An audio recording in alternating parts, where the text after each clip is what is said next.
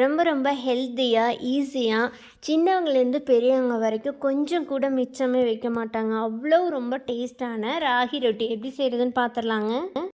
2 cup ragi மாவு எடுத்து வச்சுருக்குறேங்க. இது கூட 2 இன்ச் அளவு இஞ்சியை கட் பண்ணி வச்சுருக்கிறேன். காரத்துக்கு 3 பச்சை மிளகாய், 1 கைப்பிடி அளவு முருங்கை இலையை கழுவிட்டு நல்லா கட் பண்ணி வச்சுருக்கிறேன். 2 பெரிய வெங்காயம், கொஞ்சமாக கருவேப்பில், இது எல்லாமே இது கூட சேர்த்துக்குங்க.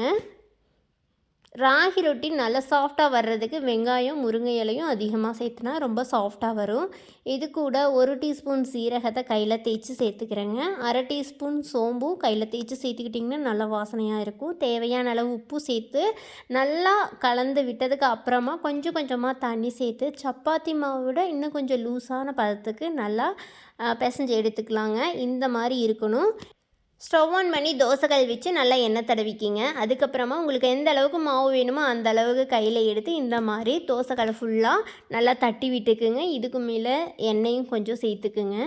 இப்போது ஒரு மூடி போட்டு 1 நிமிஷத்துக்கு லோ ஃப்ளேமில் வச்சு மூடி வைக்கலாங்க. 1 நிமிஷத்துக்கு அப்புறமா திருப்பி போட்டு மறுபடியும் கொஞ்சமாக எண்ணெய் சேர்த்து மறுபடியும் மூடி வைக்கலாம்.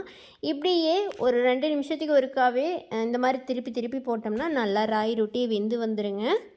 இது செய்கிறது ரொம்ப ரொம்ப ஈஸிங்க. ஈவினிங் ஸ்கூல் விட்டு ஆஃபீஸ் விட்டு வர்றவங்களுக்கு இந்த மாதிரி செஞ்சு கொடுத்தீங்கன்னா 1 கப் டீ கூட இந்த ஒரு ரொட்டி கொடுத்தா போதும், அவ்வளோ ஃபில்லிங்காக இருக்கும். தோசைக்கல்லில் மாவை ஸ்ட்ரைட்டாக சேர்த்துறக்கு பயமாக இருந்ததுன்னா இந்த மாதிரி சின்னதாக வாழை இலையில் எண்ணெய் தடவி மாவை நல்லா தட்டி விட்டுட்டு அதுக்கப்புறமா தோசைக்கல்லில் சேர்த்து ஒரு 30 செகண்டுக்கு அப்புறமா வாழை இலை எடுத்து 2 பக்கம் எண்ணெய் நல்லா சுற்றி விட்டு மூடி வச்சு ராகி ரொட்டி ரெடி பண்ணலாங்க. இந்த மாதிரியும் செய்யலாம். பிரேக்ஃபாஸ்ட்டுக்கும் டின்னருக்கும் ரெடி பண்ணுற மாதிரி இருந்ததுன்னா சிம்பிளாக ஒரு தேங்காய் சட்னி இருந்தால் போதுங்க, அவ்வளோ சூப்பராக இருக்கும். கண்டிப்பாக நீங்கள் ட்ரை பண்ணி பாருங்கள்.